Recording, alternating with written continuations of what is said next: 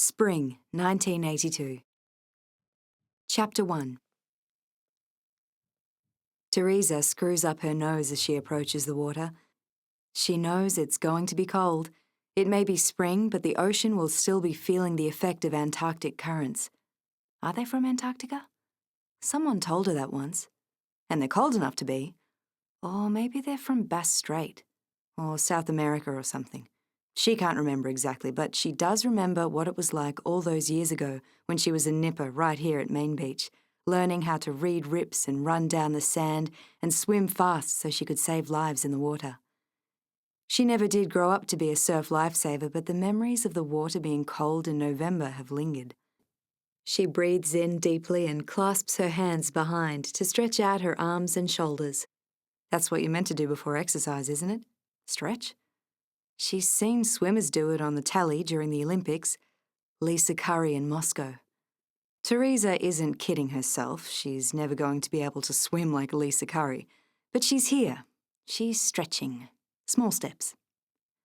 As she feels the tug around her chest and shoulders, she looks towards the horizon, where shades of yellowy orange are starting to appear. The sun isn't quite up yet, but there's enough light for her to see the long stretch of beach to the left of where she stands, all the way to King's End. Behind the beach is the concrete that forms the wall and the walkway, and pine trees that are far older than she is, but don't belong here anyway because they're Norfolk Island pines, and this beach is a long way from an island that's closer to New Zealand than Australia. Out of sight to her now, but just around the corner, is Little Beach. That's her goal, to swim to Little Beach. Not today, someday. Soon. She should probably set herself a more realistic goal for today. Maybe swim from this end of the beach to halfway along, then back. That's not too far. Not as far as she used to swim when they went to the pool for school sport. She was all right at swimming back then. You're stalling. Ah, yes, there's that little annoying voice she's been fighting all week, ever since it told her she had to start doing something. To get fit. To lose weight. She knows she needs to. It isn't healthy to be overweight, and no man would find her attractive if she was. Her mother had told her that each time Theresa had walked into the kitchen in her school uniform and reached for a piece of cake. Her mother had liked to bake cakes but hadn't eaten them, and had expected Theresa to follow her example.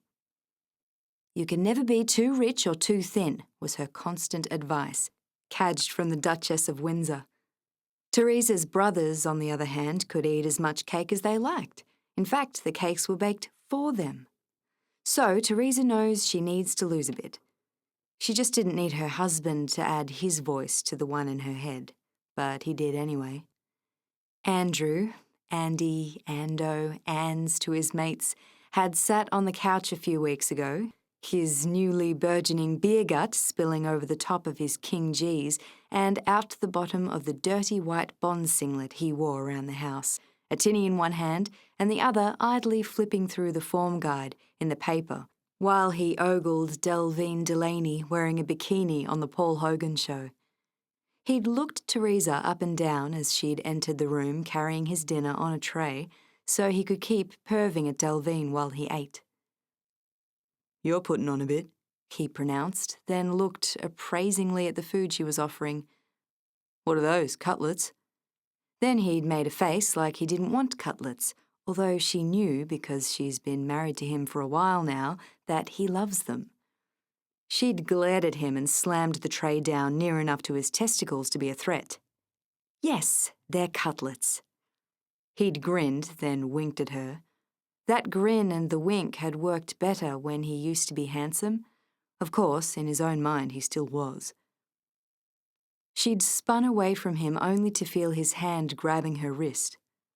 Hold your horses, he said, putting his tinny down on the card table next to him. That's how she knew he wanted to have a serious conversation. I didn't mean to upset you. Perhaps. But she knew he'd meant what he said. Because he'd said it before, and not just when Delvine was on the screen. Theresa can't say he's wrong. She's a little plumper than she used to be, but she's had 2 kids, and they cut the second one out of her, so what does he expect? Still, she's resolved to do something about it. Not because she doesn't like the way she looks, but because she's sick of feeling the way she feels. Slow, stodgy, and old. She's only 38, but she feels 100 most days. She needs to have, more energy to run around after her children, whom she loves even if they get on her nerves. She should be more grateful for the kids, her cheeky boy Oliver and her sweet girl Sasha. She almost lost Sasha. When she was born, the cord was wrapped around her neck, and Theresa saw the end of her dream of having a daughter named Alexandra and nicknamed Sasha.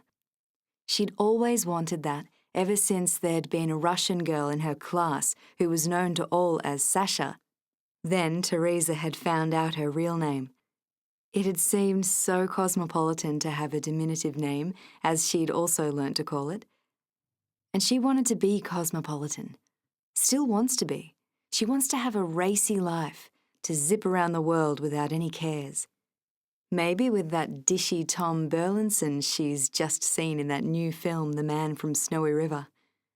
It wasn't much like the poem she'd loved so much in school, but that doesn't bother her, because sometimes, when she's alone, she thinks about Tom riding that horse straight down that mountainside.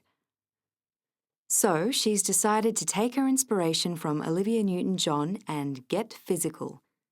Just not the way Livy did it, with a leotard and sweatband worn like John McEnroe's. Swimming is the only sporting activity Theresa liked as a kid, so it was to swimming she decided to turn 2 nights ago, when the voice of conscience had a small victory, and she made her big decision and hoped she could stick to it. From now until the end of summer, she's going to have a sunrise swim. Every day, she's decided. No backing down. Not unless the conditions are truly unfavourable. Andrew and the kids will sleep through the whole thing, up in their little house on the ridge between King's End and the next beach, Sunrise. And if the kids wake up, Andrew will just have to deal with them, for a change. It's not as if she doesn't have to deal with them most nights of the week when he stays out drinking with his mates after work and comes in smelling of beer and, mysteriously, Brute 33. She's never seen a bottle of it in the house. This morning, she almost decided to make swimming a New Year's resolution instead, but she knows that if she delays until January, summer will be almost half gone, and she might lose her nerve.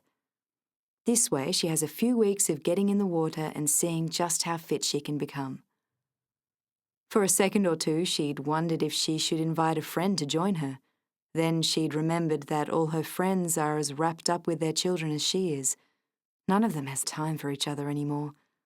She's planning to hold on until the kids are in high school and then they can all reconnect. Her mum told her that's about how long it takes for everyone to get past the worst of it. "G'day, Tess," she hears from her right, and doesn't need to look to know it's Trevor King, the unelected ruler of the SHELLY Bay Surf Club.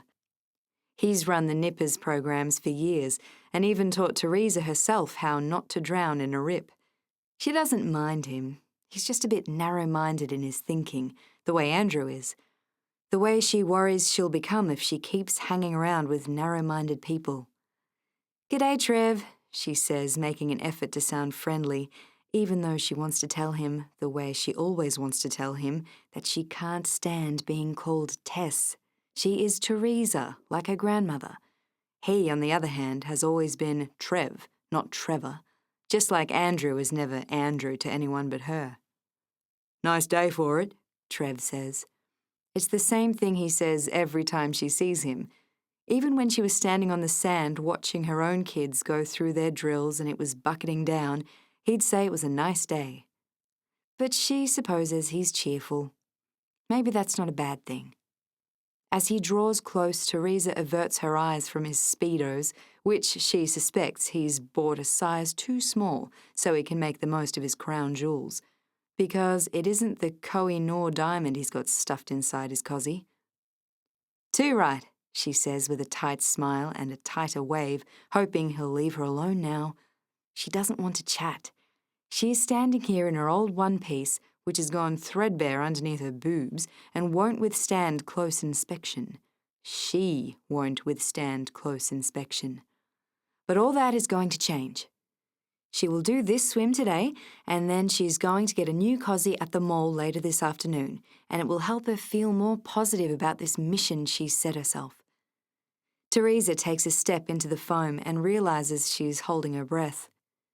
Another step in, and the white water brushes against her shins. It isn't as cold as she feared. Not yet. She watches the waves building. She has to time it right. She doesn't want to get out there and meet the biggest wave of the set.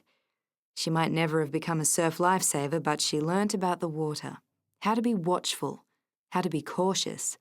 Lessons she sometimes thinks she should have applied to her life.